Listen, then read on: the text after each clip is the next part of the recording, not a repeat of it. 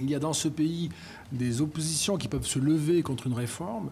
Et donc la question de la méthode se pose. Comment arriver à faire passer des réformes qui sont estimées par le pouvoir qui arrive en place comme pertinentes, nécessaires, quand dès lors que l'élection est passée, au fond, elle risque d'être rejetée cependant. Et j'ajoute à ceci le fait que, à tort ou à raison aujourd'hui, on considère qu'avec quelques indications solides, Marine Le Pen devrait être au second tour de l'élection présidentielle. C'est une vraie possibilité. Conséquemment, la personne qui va être choisie à la tête de l'État va être choisie, on le sait, dans un rapport extrêmement étrange, où il s'agira surtout d'éviter une catastrophe. Et au fond, on se demandera s'il y a là matière à gouverner, un contrat de gouvernement.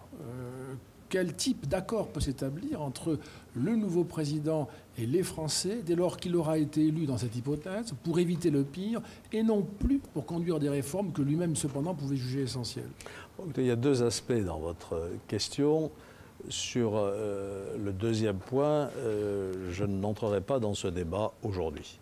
On verra ce que donne la primaire, la campagne présidentielle, les candidats à l'élection présidentielle. Je suis incapable de vous dire aujourd'hui quel sera le candidat socialiste, quel sera donc le rapport de force, qui peut gagner ou pas gagner au premier tour ou au deuxième tour. On verra à ce moment-là quand on les verra plus clair.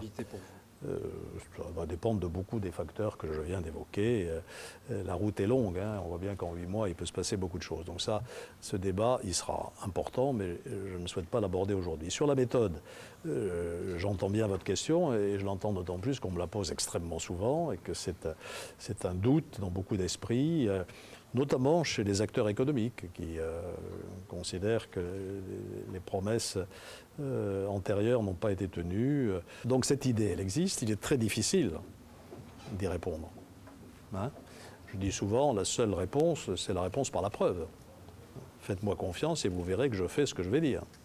Je pourrais invoquer le précédent de Bordeaux. Notre ami est parti. À Bordeaux, j'ai annoncé un certain nombre de choses, je les ai faites. Et les gens le savent.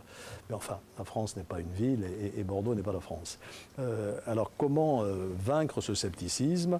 Je crois qu'une des raisons qui explique ce que nous voyons ici, c'est que entre les campagnes électorales successives, et c'est vrai, oui, c'est vrai pour les 3 campagnes, et puis ce qui a suivi, il y a eu un fort décalage.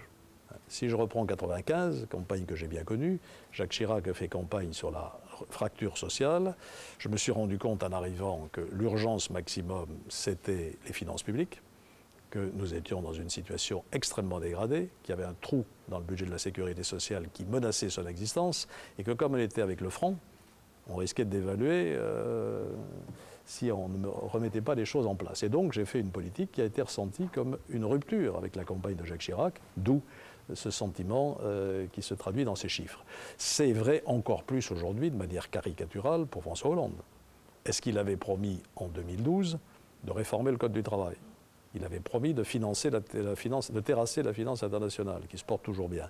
Et donc dans une grande partie de son électorat, il y a un sentiment de trahison qui s'est exprimé d'ailleurs dans les manifestations contre la loi travail.